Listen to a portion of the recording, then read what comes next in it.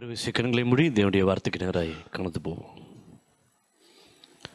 பரிசுத்தமுள்ள நல்ல பிதாவே, இந்த ஆசீர்வதிக்கப்பட்ட கால வேளைக்காய் நன்றி செலுத்துகிறோம். இந்த மாதத்தில் முதல் நாளில் திருவிருந்த நாளில் பங்கு பெறுவதற்கு தேவன் செய்த கிருபைக்காய் ஸ்தோத்திரம். இந்த மாதம் முழுவதும் கணின்மணி போல பாதுகாத்துக் கொள்வீராக, இரத்த கோட்டைகளாய் மறைத்துக் கொள்வீராக, வந்திருக்கிற ஒவ்வொருவருக்கும் ஆசீர்வாதமான ஒரு நாளாய் மாற்றி தருவீராகப்பா. தேவ கிருபையினால இடை கட்டுவீராக. இயேசுவின் நாம ஜெபிக்கிறோம் நல்ல பிதாவே, ஆமென். ஹல்லேலூயா. இந்த நாளில் கூட ஒரு வசனத்தை வாசித்து நாம் தியானிக்க போகிறோம். எபேசியர் 5ஆம் அதிகாரம் 17வது வசனம். எபேசியர் 5:17 எடுத்தவங்க வாசிங்க. ஆகையால் நீங்கள் மதி அற்றவர்களாயிராமல் கர்த்தருடைய சித்தம் இன்னதென்று உணர்ந்து கொள்ளுங்கள். ஆமென். இந்த வசனம் சொல்லுகிறது, நாம் மதியற்றவர்களாயிராமல் கர்த்தருடைய சித்தம் என்னதென்று சொல்லி அறிந்து கொள்ள வேண்டும் என்று சொல்லி வேதம் நமக்கு அறிவிருக்கிறது. இது ஒரு சாதாரண வசனம் அல்ல. எல்லா கிறிஸ்துவர்களுக்கும், எல்லா கிறிஸ்துவ ஜீவியத்தில் இருக்கிறவர்களுக்கும் ஒரே ஒரு விஷயம், நாம் செய்கிற காரியம் தேவ சித்தத்தின்படி செய்கிறோமா, நாம் போகிற பாதை தேவ சித்தத்தின்படி போய்கொண்டிருக்கிறோமா, நம்முடைய வாழ்க்கை தேவ சித்தத்தின்படி தான் இருக்கிறதா என்று சொல்லி நாம் நம்மை பரிசோதிக்க வேண்டும். ரட்சிக்கப்பட்டதுக்கு முன்பு நமக்கு ஆண்டவரையோ தேவனையோ இயேசு கிறிஸ்துவையோ பரிசுத்தாவையோ யாருக்கு தெரியாது. ஒருவேளை அந்த காலகட்டத்தில் ஏதாச்சும் ஒரு விஷயம் நடந்து நம்ம வந்திருந்தாலும், இந்த காலகட்டத்தில் ரட்சிக்கப்பட்டதுக்கு பின்பு ஆண்டவர் நம்முடைய வாழ்க்கை தேவ சித்தத்தின்படி இருக்க வேண்டும் என்று சொல்லி விரும்புகிறார். தேவ சித்தத்தை தவறவிட்டால், தேவ சித்தத்தின்படி நம்ம வாழ்க்கை போகவில்லை என்று சொன்னால், ஒரு மிகுந்த போராட்டமுள்ள ஒரு வாழ்க்கை கடைசி வரைக்கும் நடக்கும் என்று சொல்லி ஆண்டவர் நமக்கு எச்சரிக்கை கொடுக்கிறார். ஹல்லேலூயா. ரோமர் 12ஆம் அதிகாரம் 2ஆம் வசனம் சொல்லுகிறது, வாசிங்க. நீங்கள் இந்த பிரபஞ்சத்திற்கு ஒத்த வேஷம் தெரியாமல் தேவனுடைய நன்மையும் பிரியமும் பரிபூர்ணமான சித்தம் இன்னதென்று பகுத்தறியத்தக்கதாக உங்கள் மனம் புதிதாகிறதுனாலே மறுரூபம் ஆகுங்கள் என்று சொல்லி சொல்லுகிறது. பகுத்தறியத்தக்கதாக. மனிதனுக்கு மட்டும்தான் ஆண்டவர் பகுத்தறிகிற ஒரு அறிவை தருகிறார், 6வது அறிவு. மீதி எல்லாத்துக்கும் 5 அறிவு தான். மனுஷனுக்கு மட்டும் 6 அறிவு கொடுத்துருக்காருன்னு சொன்னா அது பகுத்து அறிய வேண்டும். பகுத்து என்று சொன்னால் ஒரு விஷயத்தை அதை யோசித்து சிந்தித்து இது சரியா என்று சொல்லி பகுத்து ஆராய வேண்டும் என்று சொல்லி அதுதான் பகுத்தறிவு. ஏன் எதற்கு என்று சொல்லி நம்ம பரிசோதிக்க வேண்டும். எல்லாரும் சொல்றதை நம்ம கேட்டு போக முடியாது. இந்த வேத புஸ்தகத்தின்படி எதை பகுத்து ஆராயணும், எதை வச்சு ஆராயணும் இல்லையா? ஒரு கண்ணாடியில் நம்ம பார்த்து அப்படிங்கிறோம், அதை பார்த்து பகுத்து அப்படின்னு சொன்னால், ஒரு கண்ணாடியை பார்க்குறோன்னா நம்ம வெளியே போகும்போது நம்ம முகம் எப்படி இருக்குது, அழுக்காக இருக்குதா, அல்லது ஏதாச்சும் தூசி இருக்குதா, கரெக்டாக தலை சீவி இருக்கிறோமா, இப்படி எல்லாம் நம்ம செக் பண்ணுறோம். எதுக்கு? எதை வச்சு பார்க்குறோம்? கண்ணாடி. நம்ம வாழ்க்கையை இந்த வேத புஸ்தகத்தோடு என்ன பண்ணணும்? பகுத்து ஆராயணும். பகுத்து ஆராயறதுக்கு தான் ஆண்டவர் இந்த வேத புஸ்தகம் நமக்கு சொல்லியிருக்காரு. இதை நீங்கள் விட்டுட்டீங்கன்னு சொன்னால், இதை நீங்கள் பார்க்காம கவனிக்காமல் விட்டுட்டீங்கன்னு சொன்னால், நம்முடைய வாழ்க்கை ஒரு பெரிய போராட்டத்துக்குள்ளே தள்ளப்படும். ஆமென். நம்முடைய சுய விருப்பத்தின்படி, சுய சந்தோஷத்தின்படி நம்ம வாழ்க்கையில் நம்ம போகக்கூடாது. நமக்கு மனசுக்கு நிறைய தோணும், சந்தோஷமாக தோணும், இது கரெக்டாக இருக்கும், அது கரெக்டாக இருக்கும். அதெல்லாம் கரெக்டு கிடையாது. நம்மை நெறிப்படுத்துகிற வேத வசனம் என்ன சொல்லுதோ அதன்படி போக வேண்டும் என்று சொல்லி கர்த்தர் விரும்புகிறார். ஆமென். சங்கீதத்துடைய புஸ்தகம் 18:30 வாசிங்க. சங்கீதம் 18:30. தேவனுடைய வழி உத்தமமானது, கர்த்தருடைய வசனம் புடமிடப்பட்டது. பார்த்தீங்களா? அவரை நம்புற எல்லாத்துக்கும் அவர் என்னவா இருப்பாரா? எது? அவருடைய வசனம் புடமிடப்பட்டது. இன்னொரு இடத்துல சொல்லப்பட்டிருக்கு, 7 முறை உருக்கி வெள்ளி எத்தனை டைம் உருக்குவாங்களா? அதுக்கு இணையா இந்த வேத புஸ்தகம் என்ன பண்ணுச்சான்? புடமிடப்பட்டதான். அப்ப இந்த வேத புஸ்தகத்துல எந்த ஒரு மாறுதலும் கிடையாது. இந்த வேத புஸ்தகத்துக்கு ஏற்றது போல நம்ம வாழ்க்கை என்ன பண்ணணும்? நம்ம மாத்தணும். அடுத்த ஒரு வசனம் வாசிங்க, 25:8. 25:8. கர்த்தர் நல்லவரும் உத்தமருமா இருக்கிறார், ஆகையால் ஆப்பா பாவிக்கு என்ன பண்ணாரா இல்லையா? அவர் நீதி உள்ள நியாயாதிபதி தானே. பாவியை விட்டுறலாமே, பாவிகளுக்கு கூட என்ன பண்றாரா? வழிய காண்பிக்கிறாராம். எந்த பாவி அவர் கைவிடுறதுக்கு அவருக்கு சித்தம் இல்லை. ஏதோ பாவிகளை ரட்சிக்க கிறிஸ்து உலகத்துக்கு வந்தார். பாவிகளை கூட கைவிடுறதில்ல. பாவிக்கு கூட என்ன பண்றாரு? வழி என்ன பண்றாரு? ஆண்டவர் காண்பிக்கிறாரு. 37:5 வாசிங்க. 37:5. உன் வழியை கர்த்தருக்கு ஒப்புவித்து அவர் மேல் நம்பிக்கையாயிரு, அவரே காரியங்களை வாய்க்க பண்ணுவார். அடுத்த வசனம் 37-34 வாசிங்க. நீ கர்த்தருக்கு காத்திருந்து அவர் வழியை கைக்கொள். ஆமென். ஆமென். ஒன்று சரண்டர் ஆகணும். வழி என்ன பண்ணணும்? ஆண்டவருக்கு சொல்லுங்களேன், ஒப்புவிக்கணும். அடுத்து காத்திருக்கணும். இதை பண்ணாதனால தான் நம்ம ஆளுங்க சுற்றிட்டே இருப்பாங்க. சுற்றுவாங்க நல்லா வாழ்க்கை உலகம் முழுவதும். கடைசியில் ஒன்றுமே கையில் கிடைக்காது. நீ உலகம் முழுவதும் ஆதாயப்படுத்தினாலும் உன் ஜீவனை நஷ்டப்படுத்தினால் உனக்கு என்ன லாபம்? என்ன லாபம்? உலகம் முழுவதும் ஆதாயப்படுத்தி என்ன லாபம்? உலகத்தை முழு சுற்றி என்ன பிரயோஜனம்? உன் ஜீவன் யார் கையில் இருக்குது? உன் ஜீவனை என்ன பண்ணக்கூடாது?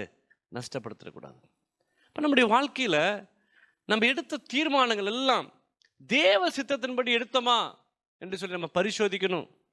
தேவ சித்தத்தின்படி நீங்கள் எடுக்காட்டி யூ வில் பி ட்ரபிள். எந்த காரியமானாலும் சரி, அது கல்யாணமானாலும் சரி, படிப்பானாலும் சரி, மேற்படிப்பானாலும் சரி, ஒரு புதுசாக ஒரு வேலைக்கு போகிறதா இருந்தாலும் சரி, ஒரு குழந்தை விஷயமா இருந்தாலும் சரி, ஒரு இடம் வாங்குறதுனாலும் சரி, அது தேவ சித்தம் என்ன? தேவ சித்தம் இருந்துன்னு சொன்னால் அனுகிரகம் உண்டாகும்.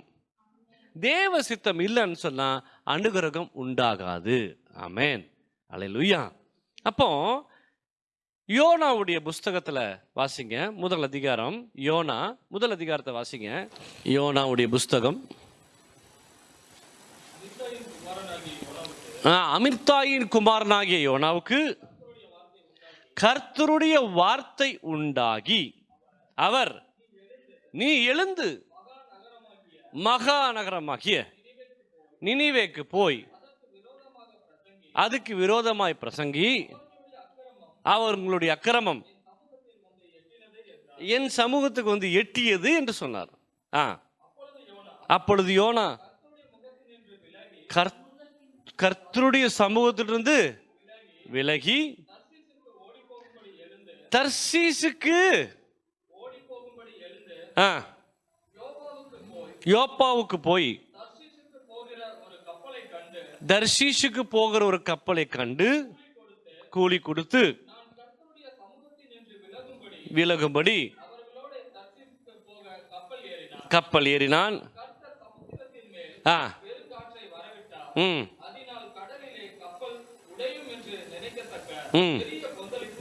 பெரிய கொந்தளிப்பு உண்டாயிற்று. பயந்து அவனவன் தன் தன் தேவனை நோக்கி வேண்டுதல் செய்து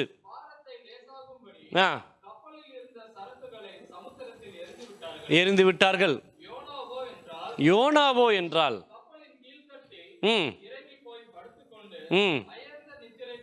அயர்ந்த நித்திரை பண்ணினான். நீ நித்திரை பண்ணுகிறது என்ன? எழுந்திருந்து தேவனை நோக்கி வேண்டிக்கொள், நாம் அழிந்து போகாதபடிக்கு. சுவாமி ஒருவேளை நம்ம என்ன பண்ணுவாராம்? நினைத்தருள்வாராம். அடுத்து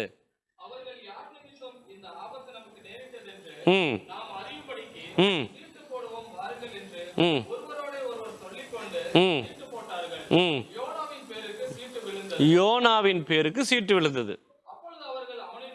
அப்பொழுது அவனை நோக்கி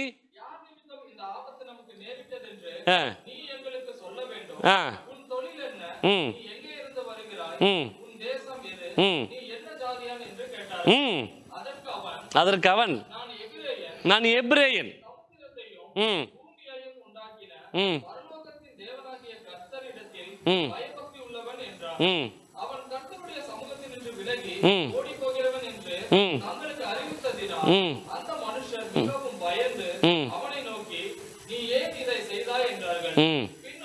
போதும் போதும். இவன் ஆண்டவர் சொன்னது எங்க போக சொன்னாரு? நினிவேக்கு. இவர் எங்க போறாரு இப்போ? தர்ஷீஸ் எவ்வளவு தெரியுமா? கல்ஃப் கண்ட்ரீஸ்ல இருந்து தர்ஷீஸ் ரொம்ப தூரம். எது தர்ஷீஸ்? எது தர்ஷீஸ்? தனுஷ்கோடி தான் தர்ஷீஸ். எது? தரங்கம்பாடி, அதான் தர்ஷீஸ். அவன் என்ன சொல்றான்? சுவாமி. என்னது சுவாமி? அந்த தர்ஷீஸில் வந்து இறங்கி தான் ஓப்பீருக்கு போக முடியும். ஓப்பீருங்கிறது ஸ்ரீலங்கா.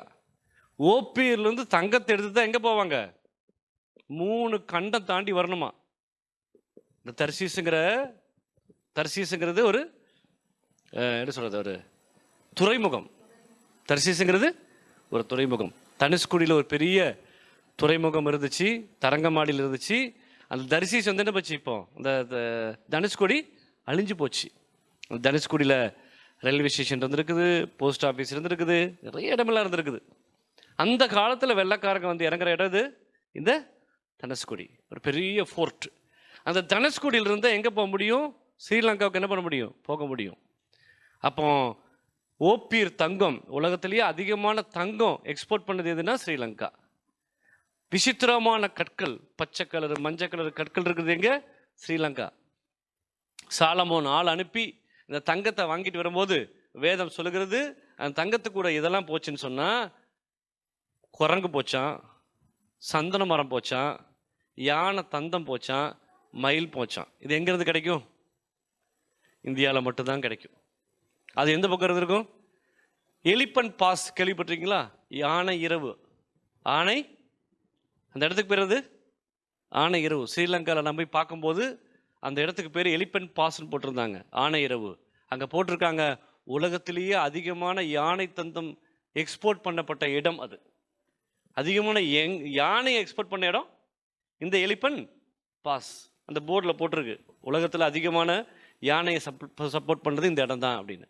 அப்போ இவன் இந்த நினிவேக்கு போகாமல் எங்கே போகிறான்? அவனை பற்றிய தேவ சித்தம் என்ன? நினிவேக்கு போகணும். அவர் வேலை என்ன பண்ணணும்? செய்யணும். அது ஊழியக்காரருக்கு மட்டும் இல்லை, எல்லாருக்கும். எல்லாருக்கும்.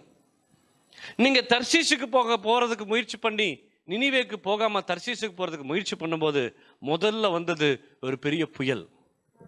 என்ன அடிக்குது சொல்லுங்க? புயல் அடிக்கும். அமைதியா இருந்த கப்பல் இப்ப என்ன ஆகும்? கொந்தளிக்கும். கடல் சொல்லுங்க, கடல் கொந்தளிக்கும். புயல் வீசும். உங்களால மற்ற எல்லாருக்கும் பிரச்சனை வரும். உங்களால எல்லாருக்கும் சொல்லுங்க, யாரால யாருக்கு பிரச்சனை வருகிறது எப்போ எப்போ தெரிஞ்சிடும்? இப்படி போட்டுக்கலாம். வீட்டில் ஒரே கொந்தளிப்பா இருக்குது, வீட்டில் ஒரே புயல் வீசுது, கொந்தளிப்பு, அடிதடி, போராட்டம், பிரச்சனை. ஏன்? நீ போற வழி தெய்வ சித்தத்தின்படி இல்லை. ஆமேன். யாரால பிரச்சனை வருதுன்னு சொன்னா, அந்த ஆள் சரியில்லை, அந்த ஆள் சரியில்லைங்கிறத காட்டிலும் அந்த ஆளுடைய வாழ்க்கை தேவ சித்தத்தின்படி இல்லை. பையனை ஊழியத்துக்கு அனுப்பாம வீட்டில் இருந்தா என்ன வரும்? புயல் வரும், கொந்தளிப்பு வரும். அப்ப தேவ சித்தம் நிறைவேறணும். அப்ப இந்த யோனா என்ன சொல்றான்? நான் தாப்பா காரணம், என்னை தூக்கி என்ன பண்ணுங்க கடல்ல. சில பேர் அப்படித்தான், செத்தாலும் தேவ சித்தத்தை நிறைவேற்றதுக்கு வரமாட்டாங்க. தன்னுடைய இஷ்டத்தின்படி என்ன பண்ணணும்? வாழணும். தன்னுடைய இஷ்டத்தைப்படி போயிடும். என்ன கொன்னாலும் பரவாயில்ல, கர்த்தர் நமக்கு சொன்னதை நான் என்ன பண்ண மாட்டேன், செய்யவே. அப்படி இருக்கக்கூடாது. தேவ சித்தம் நம்ம வாழ்க்கையில என்ன? எதுக்காக ஆண்டவர் என்னை அழைச்சிருக்கிறாரு? என் மேல் இருக்க நோக்கம் என்ன? நான் என்ன பண்ணணும்? முதல்ல கடவுள் உன் மேல வச்சிருக்க நோக்கம் நீ ரட்சிக்கப்படணும். ஹல்லேலூயா. என்ன படணும்? ரட்சிக்கப்படணும். ரட்சிக்கப்படணுமா? ரட்சிக்கப்பட்டு கொண்டே இருக்கணுமா? அனுதினமும் ரட்சிக்கப்பட்டே இருக்கணும். ஆமென். ஹல்லேலூயா. மனம் திரும்புதலுடைய இறுதியும் உனக்கு டெய்லி உண்டாகணும். காலையில் கர்த்தருடைய சித்தம் என்னது?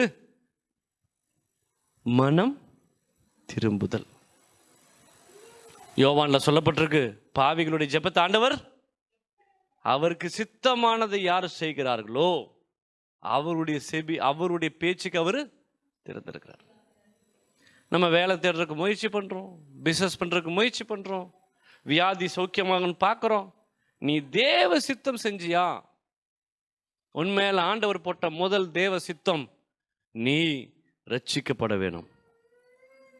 ரட்சிக்கப்பட்டா ரட்சிக்கப்பட்டது மாதிரியே இருக்கணும் கடைசி வரைக்கும். ரட்சிப்பின் அனுபவம் கடைசி வரைக்கும் என்ன பண்ணணும்? உங்களுக்கு உண்டாயிருக்கணும். ரெண்டாவது, ரட்சிக்கப்பட்டன்னா ஆண்டவருக்கு என்ன செய்யணும்? ரட்சிக்கப்பட்ட விசுவாசிக்கு ஆண்டவருடைய நோக்கம், நீங்க வேலை செய்யணும், பெரிய பணம் சம்பாதிக்கணும், வீடு வாங்கணும், காரு வாங்கணும், அதெல்லாம் வாழ்க்கைக்கு தேவைக்கு. தேவையை பிரதானமா வச்சுட்டு நோக்கத்தை பின்னிடத்திலிடுறோம். நம்முடைய நோக்கம்தான் என்னவா இருக்கணும்? சொல்லுங்களேன். நோக்கம்தான் பிரதானமா இருக்கணும். என்னுடைய நோக்கம் ரட்சிக்கப்பட வைக்கணும். என்னுடைய நோக்கம் சுவிசேஷம் சொல்லணும். என்னுடைய நோக்கம் ஜனங்களை ரட்சிப்பில் நடத்தணும். அதுதான் என்னுடைய நோக்கம். என்னுடைய தேவை ரெண்டாவது. அவங்க கிட்ட இருந்து வர காசு எனக்கு ரெண்டாவது பட்சம். உங்களுடைய நோக்கம் என்ன? நீ சுவிசேஷம் சொல்லணும். ஆமென். ஜனங்களை தேடி தேடி நன்மை செஞ்சு சுவிசேஷம் செய்ய வைக்க சொல்லி அவங்கள கொண்டு வரணும். உன்னுடைய நோக்கம் அதுதான். உன்னுடைய தேவை வேலை செய்யணும். என்னவா இருக்கிறீங்க? நான் கர்த்தருடைய பிள்ளைங்க. அப்படியா? அப்படி என்ன பண்ணீங்க? இந்த வேலை செய்கிறேன். உன்னுடைய நோக்கம் முதலா இருக்கணும், உன்னுடைய தேவைகள் ரெண்டாவதா இருக்கணும். ஆமென். நீ முதல்ல தேவனுடைய பிள்ளை, காட்ஸ் சில்ட்ரன்.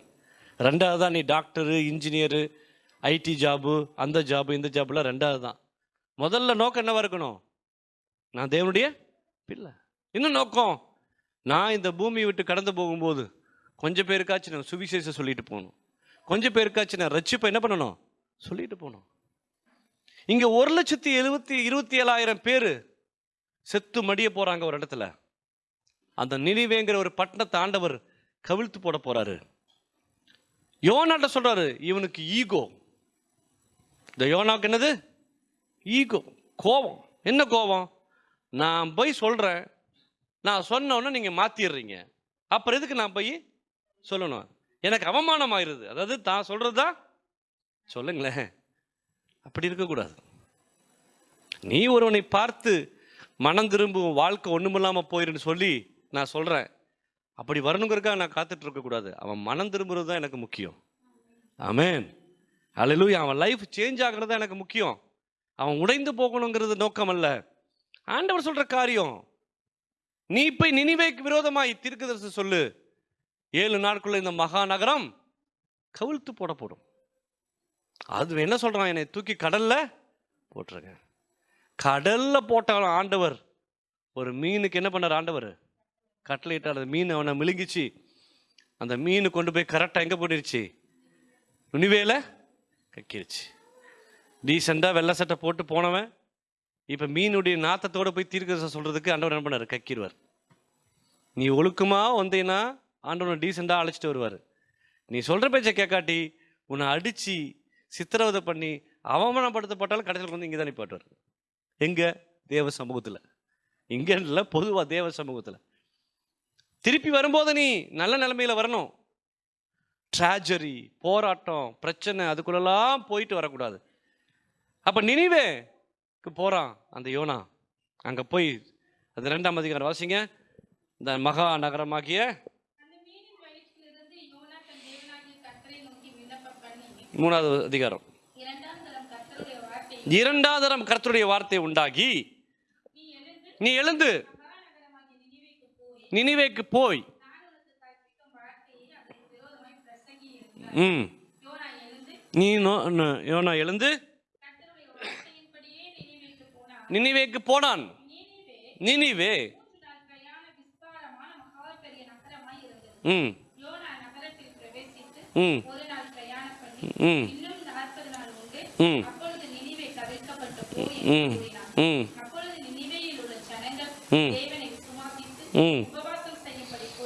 ம் ம் ம் எழுந்து கலட்டி போட்டு ம் ம் ம் ம் ம் ம் ம் ம் ம் ம்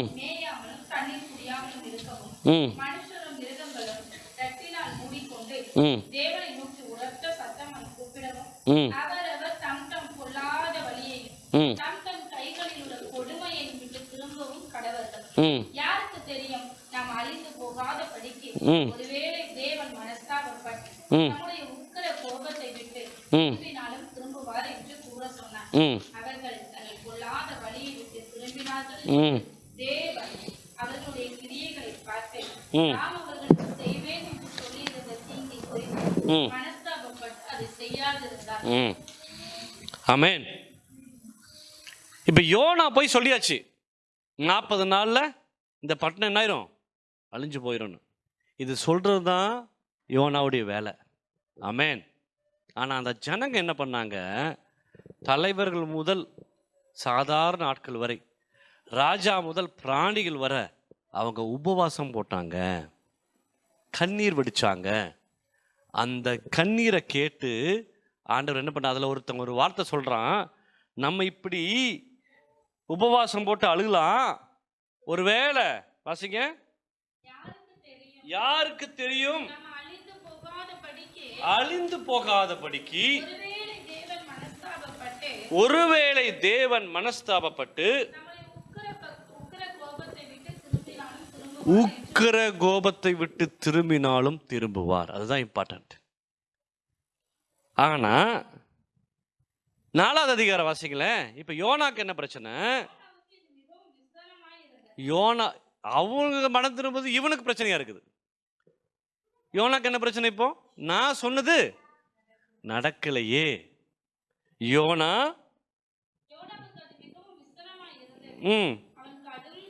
கடும் கோபம் கொண்டு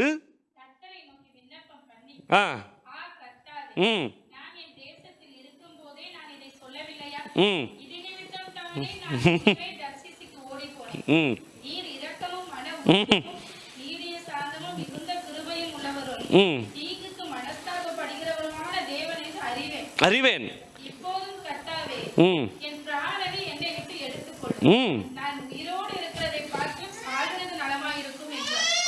சில பேர் அப்படிதான், எல்லாரையும் இவங்களால அக்செப்ட் பண்ண முடியாது. சில பேர் நல்லா இருந்தால் இவங்களுக்கு பிடிக்காது. கர்த்தரே உயர்த்தினாலும் இவங்களால என்ன பண்ண முடியாது, சகிக்க முடியாது. இவன் சொல்றான் நான் செத்துறேன்.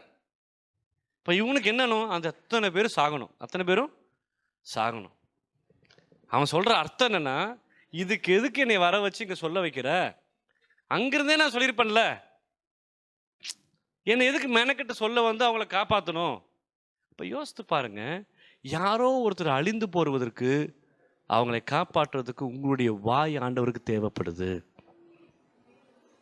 அழிந்து போற ஜனங்களை காப்பாற்றுவதற்கு வசனம் சொல்லுது, மரணத்துக்கு நியமிக்கப்பட்டவர்களை கூடுமானால் நீ காப்பாற்று. அவன் மரணத்தை தள்ளி போடு, அவனுக்கு மரணம் வராதபடி கொஞ்சம் உதவி செய், அவனுக்கு வியாதியிலிருந்து வெளியே கொண்டு வா. அதுக்கு ஒத்த வார்த்தை போதும், ஒத்த வார்த்தை. ஒரு அம்மா பவுடர் வாங்கிட்டு இருந்துச்சு, 40 பவுடர். எதுக்குக்கா இத்தனை பவுடர் வாங்குறேன்னு ஒரு பொண்ணு கேட்டுச்சு. என் பாப்பாவுக்கு உடம்பு சரியில்லை, அதனால பவுடர் வாங்கினேன். அதுக்கு ஏன் பவுடர் போடுறீங்க? இல்லை, அவளுக்கு தலை முதல் பாதம் வரைக்கும் புண்ணு வந்துருச்சு, நான் வந்து பார்க்கட்டுமா? போய் பார்த்துச்சு. பிள்ளைக்கு சீர் வச்ச அடுத்த நாள் என்ன பண்ணாங்கன்னு தெரியல, என் பிள்ளைக்கு உடம்பெல்லாம் எல்லா டாக்டரையும் பார்த்தாச்சு, எல்லா ஆயின்மெண்ட்டும் போட்டாச்சு, புண்ணு ஆறலை, நாத்தம் தாங்க முடியல. டாக்டர்கிட்ட போயிட்டு வந்தா அந்த ட்ரெஸ்ஸு அந்த புண்ணோடு ஒட்டிக்கும். கத்திரிக்கோல் வச்சு என்ன பண்ணணும்? கிளிக்கணும். தலை முதல் பாதம் வரைக்கும். அக்கா வாங்க, எங்கள் சர்ச் இருக்குது பக்கத்தில், அங்கே எங்கள் பாஸ்டர் ஜெபம் பண்ணுவார். கூட்டிகிட்டு போனாங்க. நாத்தம் தாங்க முடியல. ஜெபம் பண்ணார் அந்த பாஸ்டர். ஒரே வாரத்தில் அந்த பொண்ணு சௌக்கியமாயிருச்சு. ஆமென். அந்த அம்மாவுக்கு போய் சொல்றதுக்கு ஒரு ஆளுடைய வாய் தேவை. ஒத்த வார்த்தை. உன் பக்கத்தில் இருக்கிற ஒரு ஆள்கிட்ட சொல்லு, இயேசு உன்னை சிநேகிக்கிறார். வேலையில்லாத ஆளை பார்த்து சொல்லுங்க, கவலைப்படாதீங்க பிரதர், இயேசு உங்களுக்காக நான் இப்பவே ஜெபம் பண்றேன். உனக்கு ஜெபம் பண்ணு, அடுத்த வாரம் அவனுக்கு வேலை கிடைக்கும். அவன் என்னைக்கும் இயேசுவை மறக்க மாட்டான். ஹல்லேலூயா. எந்த சூழ்நிலையிலும் இந்த பிரதான நோக்கம் நீ ரட்சிக்கப்படணும். ரெண்டாவது பிரதான நோக்கம் நீ சுவிசேஷம் சொல்லணும். மூணாவது அந்த சுவிசேஷம் சொல்ற அனுபவத்தோடு உலக வேலையை செய்யணும். அந்த உலக வேலை எங்க தெரியுமா கொடுப்பார் ஆண்டவர்? இங்கதான் தப்பு பண்றோம், இங்கதான் தப்பு பண்றோம். உன்னை இந்த இடத்துல வேலைக்கு வச்சு ஒரு 4 பேர்த்த ரட்சிக்கப்படணும்னு ஆண்டவர் பிளான் பண்ணியிருப்பாரு. நம்ம என்ன பண்ணுவோம்? எனக்கு அந்த வேலை பிடிக்காது, இது பிடிக்காது, நான் வேலைக்கு போக மாட்டேன், இல்லை நான் பிஸ்னஸ் தான் பண்ணுவேன். ஆண்டவர் உன்னை பிஸ்னஸில் வை, ஒரு 3 பேர்த்த அது மூலியமாக ரட்சிக்கப்படும் சொல்லுவார். இல்லை நான் வேலைக்கு போகிறேன். உன்னை ரட்சிப்பில் நடத்துறதுக்கு உன் மூலியமா கொஞ்சம் பேர்த்த கொண்டு வர்றதுக்கு தான் ஆண்டவர் உனக்கு பிளான் வச்சிருக்கிறாரு. அந்த பிளானை விட்டுட்டு ஓடும்போது ஆண்டவருடைய பிளான் எல்லாம் கொலாப்ஸ் ஆகுது. ஆண்டவருக்கு என்ன பண்றதுன்னு தெரியுதுல்ல. எப்பா நான் உன் மூலியமா அநேகரை ரட்சிப்புல நடத்தணும், அதுக்காக தான் இந்த வேலை கொடுக்க போற. நீ நோக்கத்தை தவற விட்டு நீ வேலையை பெருசா பார்க்கும்போது நீ எதை விட்டுருவ? அந்த நோக்கத்தின் மூலியமா சில பேரை ரட்சிக்கிறதுக்கு வச்சிருக்கியே ஆண்டவர் வச்சிருக்காருல்ல, அது இல்லாம போகும். கொஞ்சம் யோசித்து பாருங்க. ஜெபம் பண்ணும்போது யோசிக்கணும், ஆண்டவர் இந்த பஸ்ல போகணுமா, நான் அடுத்த பஸ்ல போகணுமா? அந்த அளவுக்கு தேவனோட நீங்க ஐக்கியத்தில் இருக்கணும். ஏன்னா பின்னாடி ஒரு ஆள் பஸ்ல தான் உங்கள்கிட்ட பேசுறதுக்கு ஆள் வச்சிருப்பார் ஆண்டவர், தெரியாது. ஏதாவது ஒரு நோக்கம் ஆண்டவர் வச்சிருப்பாரு. நம்ம பேசினாலும் நம்ம சிரிச்சாலும் கொஞ்சம் பகிர்ந்து சாப்பிடுங்கன்னு சொன்னாலும். ஒரு அம்மா இருக்காங்க, அந்த அம்மா மரியம்மா ட்ரெயினில் போயிட்டு இருக்கிறாங்க. ஆப்போசிட்ல ஒரு டாக்டர், பெரிய டாக்டர், ஜன்னல் பக்கம் வந்து தேம்பி அழுதுட்டே வராங்களாம். இந்த அம்மா பார்த்துட்டே இருக்காங்க. ஆப்போசிட்ல விஏ தம்பி, பெரிய தம்பி பாஸ்டருடைய ஒய்ஃப். இவங்க உத்து பார்த்து சிரிச்சாங்களாம். உங்கள் பேர் என்னன்னு கேட்டாங்களாம். அந்த அம்மா சாப்பிடல, முகமெல்லாம் வாடி இருந்துச்சான். நான் ஒரு டாக்டர் அப்படின்னாங்களாம். அவங்க குடும்பத்தில் என்ன பிரச்சனை உங்களுக்கு தெரியாது. உடனே இவங்க வச்சிருந்த சாப்பாடு எடுப்பாங்களாம், எடுத்து கொடுத்தாங்களாம். பாதி சாப்பிடுங்க, கட்டாயப்படுத்தி சாப்பிடுங்க. அப்புறம் கொஞ்ச நேரம் அன்பா பேசுனாங்களாம். ட்ரெயின் விட்டு இறங்குறதுக்குள்ள சுவிசேஷம் சொல்லி அவங்களை ரட்சிக்கப்பட வச்சாங்க. ரட்சிக்கப்பட வச்சு இவங்க புள்ளைய எதிர்காலத்தில் அவங்க பையனுக்கு கல்யாணம் பண்ணி கொடுத்துருக்காங்க. சுவிசேஷம் அப்படி இருந்துச்சு அந்த காலத்தில். யோசித்து பாருங்களேன். சேர்த்து கொண்டு போ கொஞ்சம் சாப்பாடு, யாருக்காச்சும் ஸ்நேகத்தோடு கொடுங்க. தான் குடும்பம் தான் நல்லா இருக்கணும், அது ஆண்டவருடைய சித்தம் அல்ல. ஒருத்தருக்கு செய்யற உதவினால ஒருத்தரை நாங்கள் கை தூக்கி விட முடியும். ஒருத்தர் கூட கொஞ்சம் சேர்ந்து கொஞ்சம் தூரம் போனீங்கன்னு சொன்னா அவங்களுடைய இருதயத்தை நீங்க ஜெயிக்க முடியும். உங்களை மறக்க மாட்டாங்க. ஒரு நல்ல வார்த்தை, ஏற்ற வேலையில் சொன்ன உதவி, இது நீங்க செஞ்சணும். அதான் ஆண்டவருடைய திட்டம். ஸோ உங்களுக்கு வேலையோ பிஸ்னஸோ நீ எங்கே இருக்கணுமோ நோக்கம் நீ கரெக்டாக இருந்துச்சுன்னா இதெல்லாம் தானாக அமைஞ்சிடும். தேவ சுத்தம் கேட்கணும். ஆண்டவரே நீ சுவிசேஷம் சொல்ல ஆரம்பிச்சு சொன்னா ஆண்டவர் அங்கங்கே உன்னை உட்கார வைப்பார். ஹல்லேலூயா, ஆமென். ஒத்த வார்த்தை, நீங்கள் சொல்கிற வார்த்தை ஒரு மனுஷனுடைய வாழ்க்கையை மாற்றும். நீங்கள் இங்கே போய் இங்கே வைங்க, அவர் சரியாவார்னு சொன்னால் அந்த வார்த்தை அந்த குடும்பத்துடைய லைஃப்பை மாற்றும். நம்ம சொல்கிற வார்த்தை அதுக்கு ரட்சிப்பின் அனுபவம் கரெக்டாக இருக்கணும். ஆமென். யோனாக்கு ஒரு பாடம் சொல்லி கொடுத்தார் ஆண்டவர். ஒரு பெரிய வெயில வர வச்சார். கீழே வாசிங்க இந்த 4வது அதிகாரத்தில். தலையின் மேல்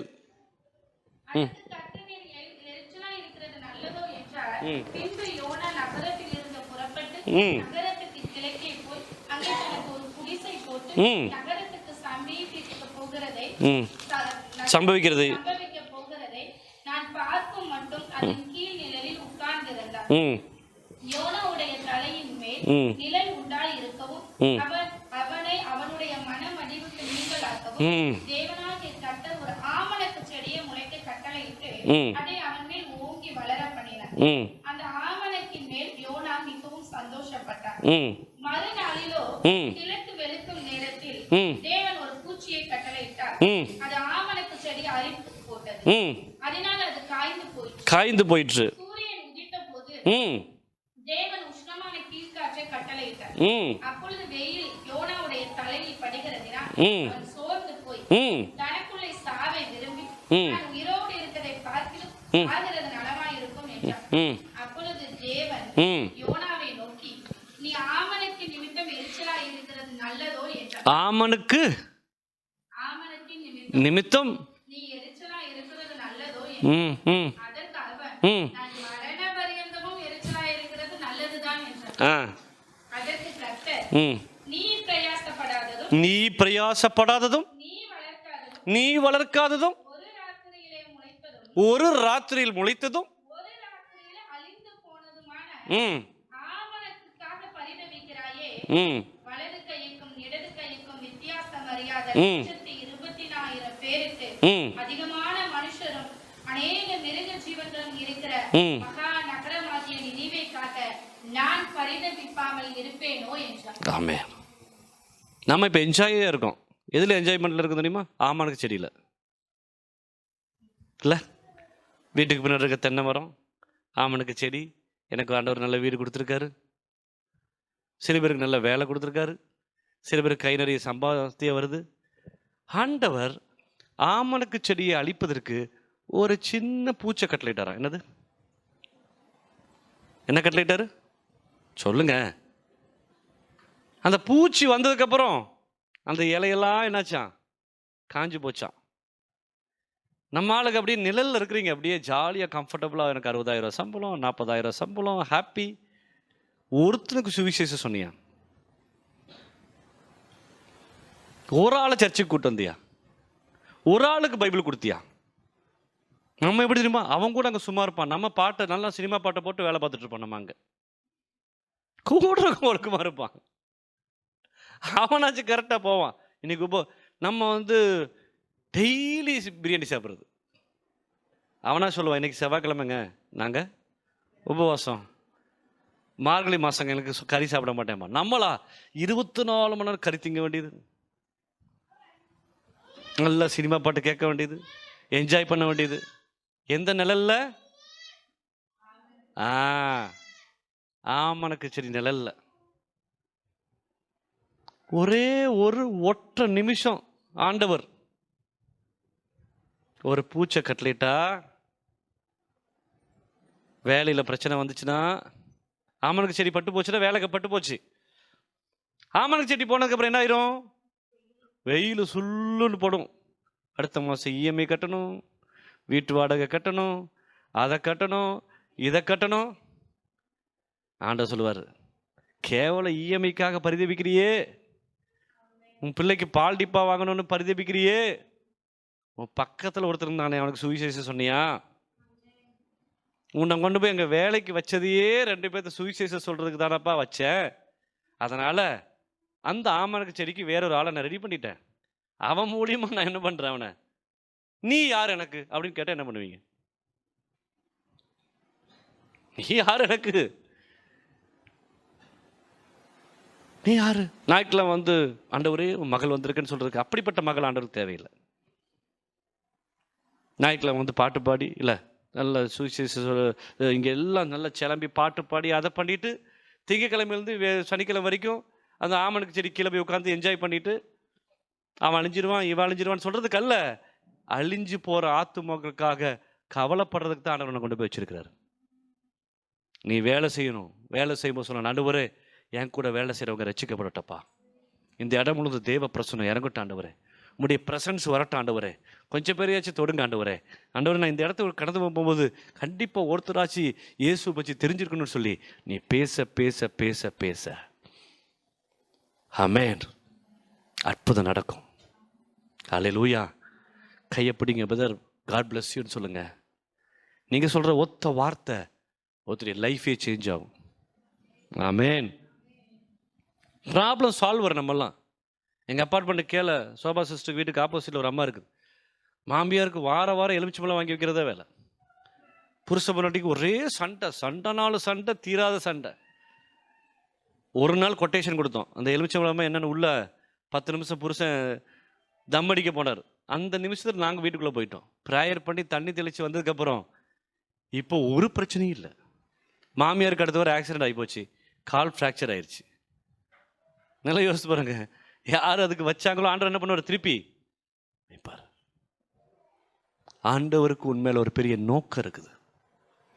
யோனாக்கு சொன்னாரு, எப்பா நீ பிரயாசப்படாததும் நீ உருவாக்காததும் உன்னால் எதுவுமே ஆகாததுமான ஆமணக்கு செடிக்கு நீ பரிதபிக்கிறேயே, நான் அந்த ஜனங்களுக்காக பரிதபிக்க மாட்டேனா?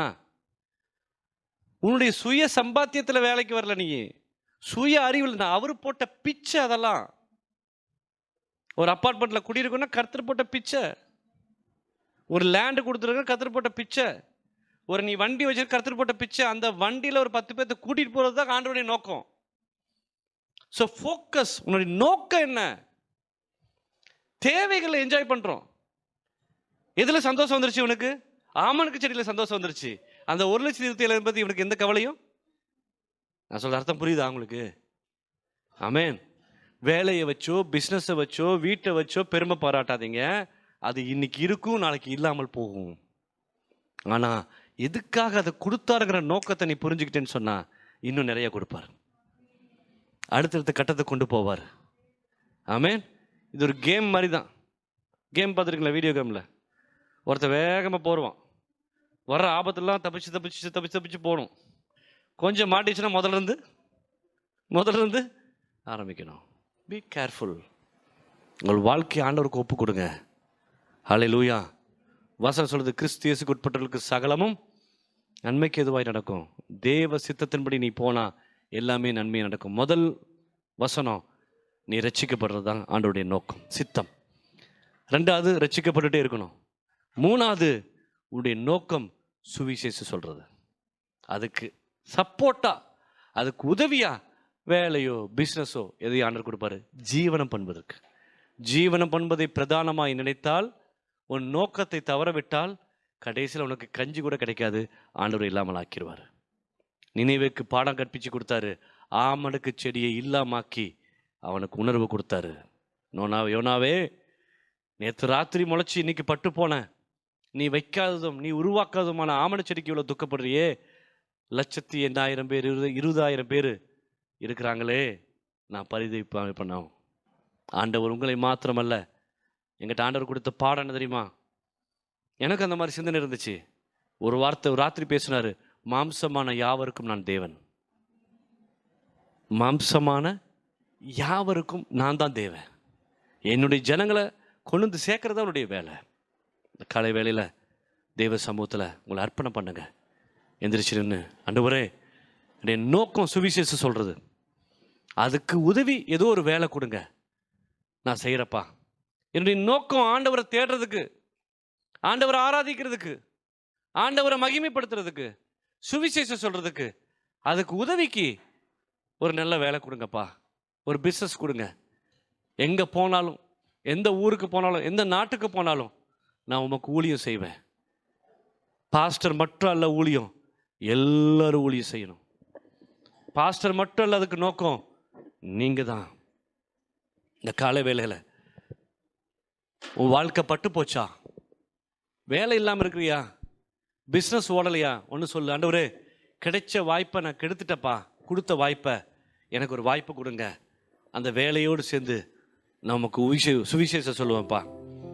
அந்த வேலையோடு சேர்ந்து நான் ஆராதிப்பேன், துதிப்பேன், மகிமைப்படுத்துவேன், ஊழியம் செய்வேன், சுவிசேஷம் சொல்லுவேன்னு சொல்லி ஒரு தீர்மானம் எடுங்க.